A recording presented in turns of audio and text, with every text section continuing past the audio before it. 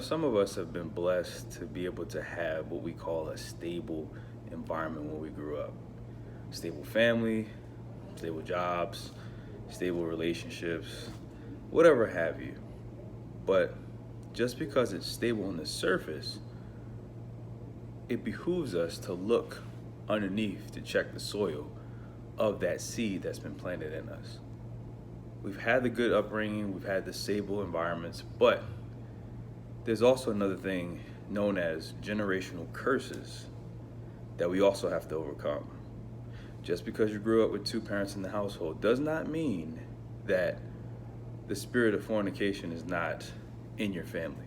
Just because you grew up seeing both of your parents working, just because you came from a family of hard workers, doesn't mean that a few generations down that line, it wasn't somebody that had a substance abuse issue or someone that had a bad habit of some sort, laziness, procrastination, any other forms of abuse. It's so important for us to examine the soil, the seeds that are in us. All of us have seeds inside of us, but if we never take the time to take the inventory of what kind of seeds we have, regardless of what the soil is, regardless of what kind of soil it is, it's going to come out.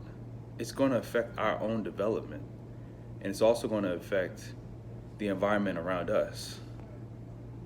So it's time for us to check that soil and make sure that we know what kind of crops we're growing, what kind of challenges we may have while we're trying to grow this crop or trying to grow this tree.